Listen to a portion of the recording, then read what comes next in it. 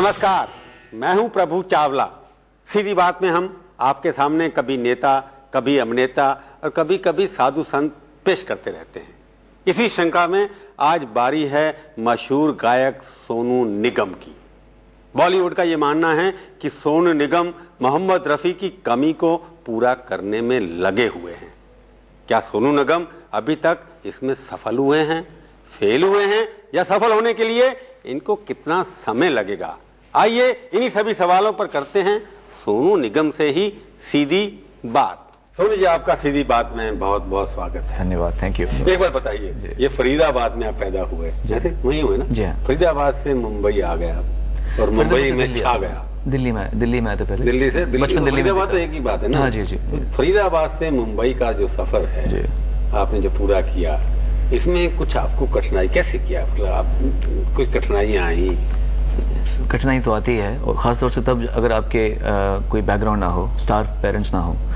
तो पापा और मम्मी हम लोग सब दिल्ली में रहते थे, और जब 91 में सिंगर बनने के लिए मैं और मेरे पापा बॉम्बे में आए, तो ऑब्वियसली मेरी उम्र 18 साल की थी, तो कोई भी इसको गंभीरता से नहीं लेता था। लगे पर वो माता की चौकी, आप जाते थे इतने गाने वाने वहीं से शुरू करते हैं ना सब लोग अपने? स्टेज शोज मैंने बहुत किए, चंचल भी वहीं से शुरू किया। उस जमाने में काफी लोग थे। जगराते मैंने बाद में शुरू किए थे। बचपन से हमने बहुत सारे शादियों के शो, कॉकटेल्स के शो, मेलों के शो, बहुत सारे मतलब प्राइवेट जो भी है, जिस पब्लिक शो। कमाऊ पुत्र शुरू से बन गया एकदम। पापा दिल्ली के बहुत ही जाने माने सिंगर, इनफैक्ट दिल्ली ने बॉम्बे के भी। हाँ जी, और मम्मी बॉम्बे से ही थी, तो वो भी बहुत अच्छा गाती थी, तो उनकी शादी बॉम्बे में हुई थी, फिर दिल्ली में सेटल हो गए थे ये लोग। तो क्योंकि पापा मम्मी का बैकग्राउंड गाने का था, तो मैं भी उनसे मुतासिर हुआ। तो सुन लगा आपको सिंगर बनना है, या आपको शुरू से ही शौक था कि सिंगर ही? नहीं, एक्चुअली मेरी बहुत सारी और चीज़ें दिमाग में रहती थी हमेशा। मैं थोड़ा सा चंचल किस्म का लड़का था। मैं पढ़ाई में बहुत तेज़ था, तो मुझे था कि मैं साइंटिस्ट बनूंगा हमेशा। फिर लगा कि मैं साइंस 10th के बाद मुझे लगा कि मुझे IFS जाना चाहिए, बिकॉज मुझे बाहर घूमने का बहुत शौक था, इंडिया के बाहर घूमने का। और गाना हमेशा मेरे लिए एक टेकन फॉर ग्रांटेड चीज़ थी। पर 14 की उम्र के बाद मेरा गला खुलना शुरू हो गया। जब जवान होता है गला, तब मैंने कंपटीशन जीतनी शुरू किया। तब मालूम पड़ा कि जो मुझे चाहिए था वो इसी फील्ड में है, गाने में है। बाहर भी घूम सकता हूँ, पढ़ भी सकता हूँ, पैसा भी ठीक ठाक हो सकता है, and more than that artistic instincts मेरी सेटिस्फाई होती थी। तो इसलिए हम लोग फिर। पर आपने वो तो शुरू तो किया गुलशन कुमार के साथ ना, TC नकली गाने शुरू किए। जी हाँ। मोहम्मद रफी के गाने आपके नाम से गाए जाते थे, तो नकली काम से आपने धंधा शुरू किया पहले? जी, इसे नकली कह सकते हैं, लेकिन मुझसे पहले बहुत लोग ऐसा काम कर चुके थे। विपिन सचदेवा जी वगैरह, बाबला मेहता जी। वर्जिन का उस समय एक दौर चला था, मैं तो उसके बाद में हिस्सा बना था। वर्जिन चला था 80s में, मैं 92 में उसका हिस्सा बना था। और वो जैसे आज गुलशन कुमार ने ऐसी इंडस्ट्री को बढ़ावा बहुत दिया ना, तो नकली गाने बेच के उसी में ही बन गया था। हाँ, वो इंडिया की पहली फिल्म भी आपने जो की। हाँ, इंडिया के कॉपीराइट एक्ट का उन्होंने नाजायज सबने फ़ायदा उठाया आज तक, क्योंकि कॉपीराइट एक्ट ही इतना वीक है कि इसका कोई भी फ़ायदा उठा सकता है। तो हमें भी मौका मिला कम से कम नेट प्रैक्टिस करने का। तो आपने इतने भगवान ने शक्ल भी अच्छी दी है, आवाज़ भी अच्छी दी है, तो आपने फिल्मों में भी कुछ कोशिश की करने की, और वहाँ सब फेल हो गए? हाँ, फिल्मों में मुझे लगा कि मैं फेल हो गया। मुझे लगा शौक क्यों चढ़ा आपको एक्टिंग करने का? एक्चुअली लोगों ने मुझे प्रपोज किया फिल्में, मैं खुद नहीं गया था कभी भी आज तक। मुझे लोगों ने बोला कि फिल्में एक साथ हर हफ्ते 4 फिल्में आती थी मुझे। तो आपको क्यों लगा फिल्म में आप नहीं चल पाएंगे, छोड़ देंगे? देखिए, फिल्म मेकिंग में सिर्फ अभिनय ही क्राइटेरिया नहीं है, बहुत सारे और फैक्टर्स होते हैं। अगर आप अपनी एक्टिंग जानते भी हों, कुछ भी कर रहे हों, उसके बावजूद भी डायरेक्शन कौन कर रहा है, प्रोड्यूसर, मार्केटिंग क्या है, प्रोजेक्ट क्या है, आपके साथ को एक्टर्स कौन है, उस प्रोजेक्ट को क्या लेवरेज दे रहे हैं आप लोग। आजकल बहुत बड़ी बड़ी फिल्में फ्लॉप होती हैं। मैं एकदम नया हूँ, ऊपर से नया था एज एन एक्टर, और ऊपर से मेरी इमेज सिंगर के तौर पर इतनी भारी है। किशोर कुमार भी एक थे। हाँ, मैं बताता हूँ आपको। किशोर कुमार जी जब आए थे तो वो एक्टर बनने के लिए आए थे, वो सिंगर बाद में बने। वो सिंगर बने बाद में। रफ़ी साहब को 30 साल पीक में रहने के बाद किशोर कुमार जी 70s में ऊपर आए थे। तो Kishore Kumar ji top most singer और टॉप मोस्ट एक्टर नहीं थे। मैं अपने सिंगिंग की पीक में था जब मैंने एक्टिंग पे कदम रखा। लोग मुझे देखते आ रहे थे कि सोनू निगम एक सिंगर है, टेलीविजन प्रोग्राम भी करता है, ये है वो है, वीडियो करता है, और एल्बम हिट हो रहे हैं। अचानक ही उसको बोल दिया एक्टर। It takes time. सबकी नकल की आपने गाने में जी। आपके ये है कि आप लोगों के गाने के भी अंदर नकल करते हैं? मैं नकल करता हूँ, तो मैं आम जिंदगी में भी लोगों की नकल उतारता हूँ। तो जरा किसकी नकल आपको क्यों करते थे नकल आप? मैं अभी भी करता हूँ। किसकी? 4 दिन आपके साथ बैठूंगा, आपकी भी करना शुरू कर दूंगा। नहीं तो आप अभी तक किसकी नकल आपने करनी? मैं तो मशहूर हूँ इस चीज के लिए, काफी लोग नकल उतारता हूँ। बहुत सारी भी आपने की किसी की? हाँ, बहुतों की है। मैं तो मशहूर हूँ। आप बोलिए किसकी? चानू तक की। ओ एक लड़की को देखा तो ऐसा लगा आरुष अनु के बाकी अनुभली का कुछ ऊंची है बिल्डिंग, लिफ्ट तेरी बंद है, कैसे मैं आऊं, दिल रजामंद है। सबसे अच्छा गाना आपको कौन सा लगा था? अवेलेबल गानों में अगर कहा जाएगा, अगर जो मैंने गाए हुए हैं उसमें मेरा रंग दे बसंती चोला जो मैंने गाया था लेजेंड ऑफ भगत सिंह के लिए, वो मुझे बहुत पसंद है। उससे पहले किसी और ने भी गाया था वो गाना उस तरह का? वो तो बहुत पुराना महेंद्र कपूर जी वाला वो सब गाना था। वो जो फर्स्ट शहीद फिल्म बनी थी शायद उसका था। पर जब ये अजय देवगन वाली फिल्म आई थी उसमें आपने सुना होगा, मेरा रंग दे बसंती चोला माए रंग दे, मेरा रंग दे, वो सुना होगा आपने गाना।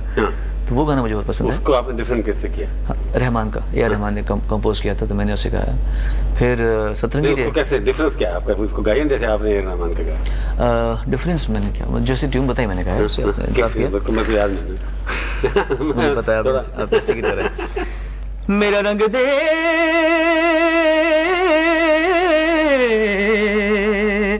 मेरा रंग दे बसंती चोला माए रंग दे, मेरा रंग दे बसंती चोला माए रंग दे, मेरा रंग दे बसंती चोला रंग दे, रंग दे रंग दे बसंती चोला माए रंग दे। हम हमारे जमाने की फिल्में जब हम देखते थे, अभी भी देखते हैं, अब तो हर आवाज जो हर एक्टर फिट कर देते हैं। पहले होता था कि सिंगर एक के लिए फिक्स है, जैसे मुकेश राज कपूर के साथ फिट हो जाते थे, मोहम्मद रफी दिलीप कुमार के साथ फिट हो जाते थे।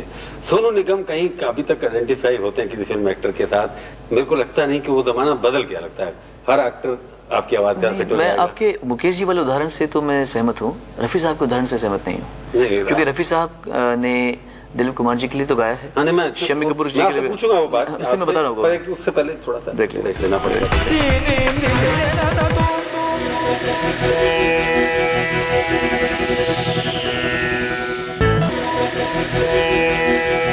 सीधी बात में आपका एक बार फिर से स्वागत है। आज हम कोशिश कर रहे हैं कुछ बातों की आदान प्रदान करने की, कुछ गाने सुनने की कोशिश में जारी हैं। कोशिश विफल हो रही है क्योंकि मैं कुछ कंट्रोवर्शियल बात बोल नहीं रहा। नहीं, कंट्रोवर्शियल मैं बुलवाने में क्या था, क्योंकि आप खुद ही कंट्रोवर्शियल हैं। आप बता रहे थे फिट हो जाता सब कुछ। जी हाँ, मैं आपको बताता हूँ। रफी साहब का उदाहरण गलत है, क्योंकि रफी साहब एक ऐसे सिंगर थे जिन्हें मैं बहुत मानता हूँ, अपने उनको मिला नहीं पर मैं उनको भगवान की तरह मानता हूँ अपने, और वही मेरे आदर्श इसलिए रहे बिकॉज वो एक अकेले सिंगर थे जिन्होंने जॉनी वॉकर जी के लिए भी गाया, दिलीप कुमार जी के लिए गाया, शम्मी कपूर जी के लिए गाया, प्रदीप कुमार जी के लिए गाया, दुनिया भर के जॉनर्स, चाहे वो गज़ल हो या कवालियाँ हों या ऊंचे गाने हों या नीचे गाने हों या मस्ती वाले गाने हों या कुछ भी गाने हों। तो मैंने यही सोचा था कि जब मैं सिंगर बनने आऊँगा तो मैं भी कुछ ऐसा करूँगा। तो मैंने फिर आपको बताता हूँ, मैं हिट हुआ संधि से आते हैं, देशभक्ति का गाना, फिर गाना आया था ये दिल दीवाना, पूरा वेस्टर्नाइज गाना आया था, शाहरुख खान पे आया था, वो बहुत हिट हुआ। सतरंगी रे सूफी गाना पहला आया था फिल्मों का, जो बहुत हिट हुआ।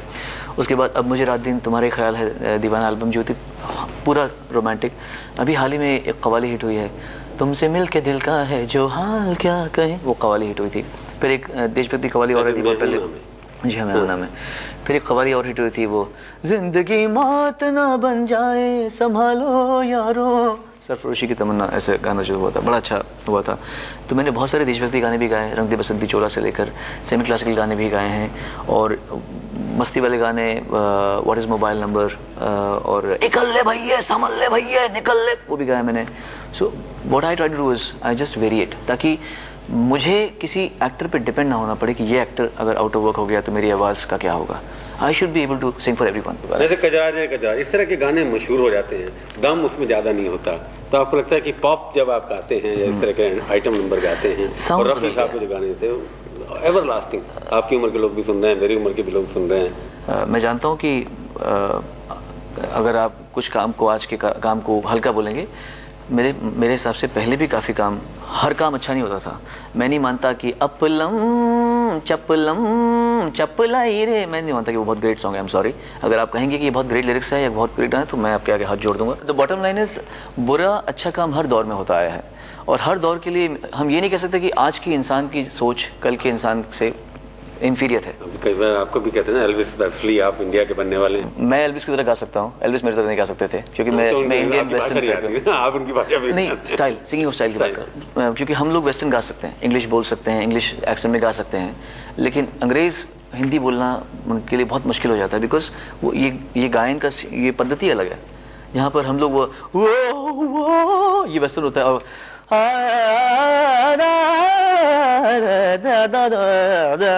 ये क्लासिकल हो जाता है। तो अभी दो डिफरेंट पद्धतियां हैं, इनको मिलाना बहुत ही I think it's a very difficult. जो मैं काम करता हूँ हमेशा, ताकि मैं जब प्लेबैक सिंगर करूँ तो जहाँ मुझे वो ये कर सकूँ तो मैं ये भी कर सकूँ, और जहाँ मुझे अगर गाना आता है कि तो ये भी कर सकूँ। सो आई फील दो अलग स्टाइल्स हैं। पर लगता है क्लासिकल से पॉप में ये जो इस तरह के वैरायटी जो व्यूअर्स की आजकल, तो उसमें आप लोगों को परेशानी तो होती होगी क्या? होती है, बिल्कुल होती है। आज सबसे बड़ी परेशानी ये है कि अगर आप मान लीजिए प्रभु जी, अगर आप गाना, सपोज आपको गाना नहीं गाने का मन कर रहा, आप सिर्फ ये बोल दें मुझे कजरा रे कजरा रे कजरा रे कारे नैना, अगर आप इतना बोल दीजिए बस, आपकी आवाज़ में रिकॉर्ड कर लूँ। एक सॉफ्टवेयर आता है एंटेरस, कंप्यूटर में आता है, उसमें आपकी आवाज़ डाल दूंगा, मैं एक एक नोट करेक्ट कर दूंगा और आपको लगेगा आपने गाना गाया हुआ है। ये ज़माना आ गया, ये डर की बात है बस। इस ज़माने में अभी जो उस तरह के कंपोजर जो पहले ज़माने में होते थे, लिरिक्स के होते थे, अब गुलजार बेचारे कितने गाने लिखेंगे। सर जनता भी नहीं रही, सॉरी जनता तो देखती है, इंडस्ट्री दोबारा से रिवाइव होगी। नहीं, मेरा मतलब है कि सुनने वाले नहीं रहे। हम अभी, मैं कुछ समय पहले, इनफैक्ट कल रात को मैं गुलाम अली जी के साथ अपने घर पे बैठा होता, दर्द अजीज जी बैठे होते हमारे, हम बैठ के यही बात कर रहे थे कि कैसे आहिस्ता आहिस्ता आहिस्ता आहिस्ता लोगों को सिर्फ डांस करना है कॉन्सर्ट्स में। कॉन्सर्ट्स में जब हम जाते हैं, आज से 3 साल पहले जब मैं कॉन्सर्ट में करता था तो मैं रफ़ी साहब गाने गाता था, लोग सुनते थे। आज अगर मैं गाता हूँ, मान लो अगर एक लाइन भी गा दूँ तो ऐसे हो जाता है। ये नहीं तो डांस कर रहे हैं, बस आते ही फर्स्ट गाने से डांस, ताली वाली सब ये हो गया। 30 लोग आगे पीछे लड़कियां। आई फील कहीं ना कहीं सोसाइटी भी रिस्पॉन्सिबल है इसमें। इसके बारे में एक बात है कि कभी ना कभी मशहूरी के लिए कंट्रोवर्सी भी होनी पड़ती है। आपने जैसे वॉकआउट कर दिया अभी, अब पर्सनल हो गए, प्रोफेशनल नहीं हुए, थोड़ा सा कहते हैं ये पुट अप शो था, ये भी एक चार्ज है कि क्या था, असली थी या पुट अप शो था? स्पॉन्सर ने कहा कि करना, वर्कआउट तो कर गए आप। इसके पीछे कारण बताता हूँ कि ये क्यों हुआ। मेरा ये मानना है कि हर किसी को वोट करके सही सिंगर चुनने का की समझ नहीं होती, पॉइंट 1।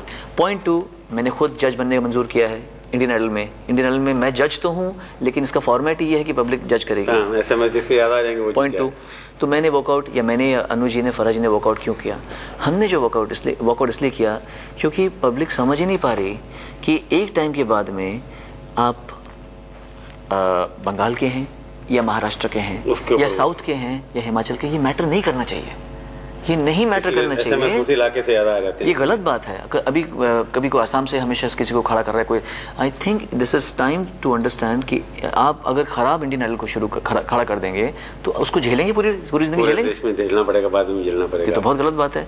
तो वो एक अलार्म जगाना बहुत जरूरी है। मेरी अकेले की नहीं थी, हम तीनों ने सोचा था कि बहुत हो गया, भी इतना अच्छा सिंगर हमने खो दिया। मैं नहीं मानता कि वो कि मतलब वही बनना चाहिए था, ऐसा नहीं बोलता मैं, लेकिन at least he should have been given a fair chance. वैसे पर्सनल लाइफ में भी आपका काफी कंट्रोवर्सी, कभी कोई कंट्रोवर्सी होती रहती है, इश्क भी होता रहता है, बहुत होते हैं, पॉलिटिशियंस के साथ भी हो जाता है कभी। ये मत बोलिए आप, this is very very unfair. क्या ऐसे बोलना अनफेयर है किसी के लिए? कि आप पब्लिक अथॉरिटी है भाई। मैं इस तरह से अपने आप को पब्लिक फिगर नहीं मानते आप? मैं पब्लिक फिगर मानता हूँ अपने आप को, लेकिन क्योंकि मैं ये कहता हूँ कि मैं पब्लिकली कन्फेस हमेशा करता आया हूँ। मैं बोलता आया हूँ कि इन्यूमरेबल अफेयर्स मिल रहे हैं जिंदगी में। इन्यूमरेबल मतलब इन्यूमरेबल, ऐसा नहीं, मैं झूठ नहीं कहूँगा। मैं काफी लड़कियों से इश्क हुआ। जी हाँ, मैं आपसे साफ कहूँगा, मुझे इसमें कोई शर्म नहीं है, क्योंकि मैं हर उम्र की, हर छोटी बड़ी सब उम्र की लड़कियों से, और मैं भी एक नॉर्मल नर हूँ जैसे आप नर हैं। हमारी भी इच्छाएं होती हैं, और मैं भी जानता हूँ कि I wanted to see the world. लेकिन कुछ लोग हमारी ज़िंदगी से ऐसे जुड़े होते हैं जो बिना बात के, मैं नहीं चाहता कि उन पर कभी कोई उंगली उठे, जस्ट बिकॉज वो हमारे साथ में नज़दीक होते हैं या घर से जुड़े हुए होते हैं। हर चीज़ को उसी नज़र से नहीं देखा जा सकता। मैं जानता हूँ कि लोग बोलते हैं, कहते हैं, बट मेरे ख्याल से मैं बहुत प्रोटेक्टिव हूँ अपने उन लोगों के पीछे जिनको मैं बहुत प्यार करता हूँ। सबसे अच्छा सिंगर आपको वर्ल्ड में कौन सा है, इंडिया में कौन सा लगा आपको? लता जी, रफ़ी साहब। मैं पाकिस्तान से हुसैन बख्शी को बहुत मानता हूँ। बाहर मुझे लूथर वैंड्रोस जैसे लोग, मराइया कैरी, विटनी ह्यूस्टन, गुरु लोग हैं। और फिल्म एक्टर जिसके ऊपर आपने अच्छा गाना, जो आपका गाना लगा कि ये मेरे दिल की आवाज़ उसके चेहरे के थ्रू से आ रही है? जिस एक्टर पे मेरे गाने सबसे ज्यादा मशहूर हुए हैं वो शाहरुख खान है। शाहरुख खान। तो सबसे बड़ा म्यूजिशियन आपको जो आपकी आवाज को ठीक ढंग से बांध पाता है, ऐसा कौन सा आपको लगा? अनु मलिक और A.R. रहमान, इन दोनों ने मुझे मैक्सिमम हिट गाने हुए हमारे साथ। और जो लिरिक्स जो लिखते हैं आप, जिनकी आवाज को आप शब्दों का प्रयोग अच्छी तरह कर पाते हैं? जावेद अख्तर जी, गुलजार साहब, असंख्य हिट गाने के साथ में, और समीर जी, इन तीनों के साथ मेरे असंख्य हिट गाने हैं। और अगर ऐसे कौन सा रह गया जिनको साथ अभी भी आपको जिनके ऊपर गाना गाना है? आप चलो मैं जब गाऊंगा एक्टिंग करने के लिए तब देखेंगे कि आपका गाना सक्सेसफुल होता है या फेल होता है। आप स्टूडियो में आए, चिंता मत, बहुत बहुत थैंक यू वेरी मच। तो ये थी आज की मुलाकात। सीधी बात का ये कार्यक्रम सोनू निगम से आपको कैसा लगा? अभी तक तो हम केवल नेताओं से पूछते रहते थे, सोनू निगम जी ने कुछ शर्मा करके, कुछ हंस करके कई सवालों को टाल दिया। अब अपनी राय हमें जरूर लिखिए कि ये बदलाव आपको कैसा लगा। आप अपनी राय हमें ईमेल के जरिए भी भेज सकते हैं। हमारा ईमेल का पता है sb@aajtak.com। अगले हफ्ते आएगी बारी एक और हस्ती की। इंतजार कीजिए तब तक और देखते रहिए आज